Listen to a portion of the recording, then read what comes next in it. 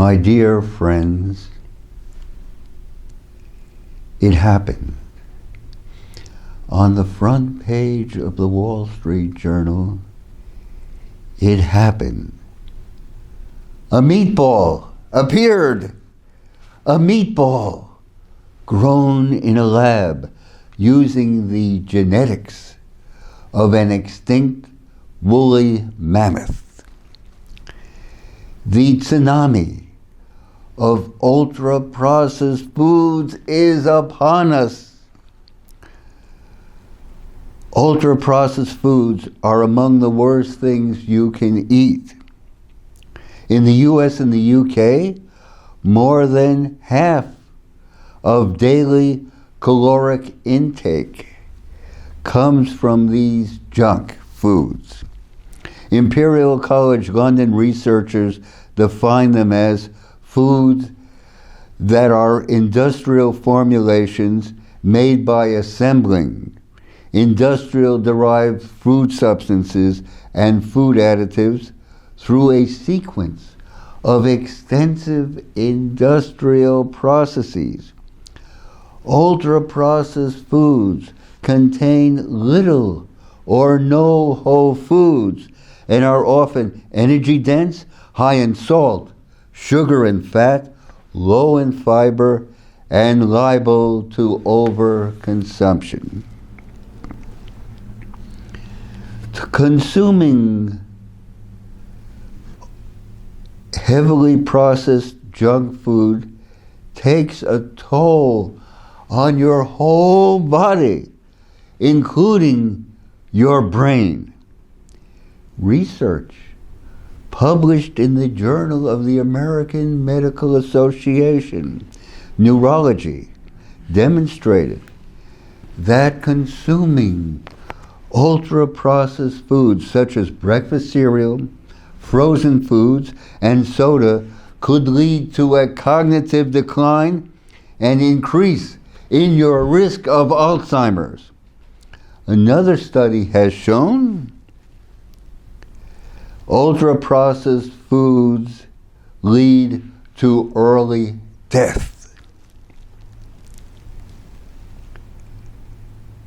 The big eyes have moved into school lunchrooms. There is going to be a surge in ultra-processed food in school lunches beginning in the 2023-2024 school year. Kids will get their pizza and chicken nuggets, but at fearful cost. To foist this stuff on kids is unspeakable. Children in particular may be sabotaging their future health by consuming them, says Dr. Mercola. Let us sing in praise. Let's sing in praise of fake meat. It is marketed as a health food, but it's really nothing more than a highly ultra-processed mixture of chemicals. We rejoice especially at the ingenuity of using a genetically engineered chemical as a color additive in fake meat burgers. Imagine, just imagine, it makes them appear to bleed just like real meat when you bite into them. Also, fake meat is contaminated with the herbicide glyphosate. This is not surprising, as soybeans are one of its principal components, and soybean fields are sprayed with glyphosate. Fake meats also abound in linoleic acid, which many see as a primary contributor to rising rates of chronic illness. But then, fake meat will save the planet. No more need for animals in agriculture. This is deeply flawed. Animals are an integral and necessary part of an alive organic agriculture.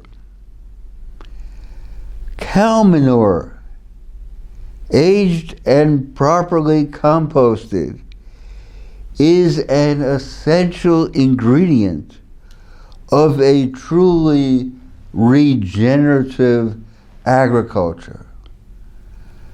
Cow manure is gold. It's used on every organic farm. I rejoice with it in my garden here in Berkeley. As Rudolf Steiner said long ago, plants need the animal essence. There is no such thing as a vegan garden. Cow manure is gold to every organic farmer.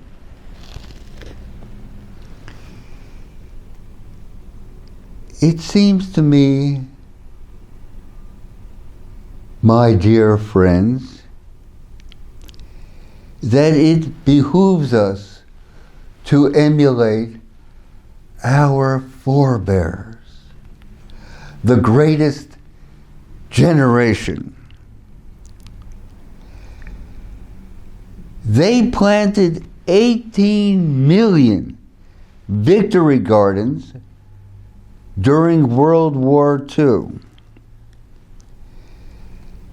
This spring, let's fill this great land with victory gardens. Despite the inflation, the chain reaction of bank failures, the job layoffs, and the doomsday clock ticking, America will yet be a garden for the human spirit. Let us make it happen, brothers and sisters. Thank you for permitting me to share with you. Your comments, write them down below, are invaluable to us. Let us go forward. Indeed. Thank you.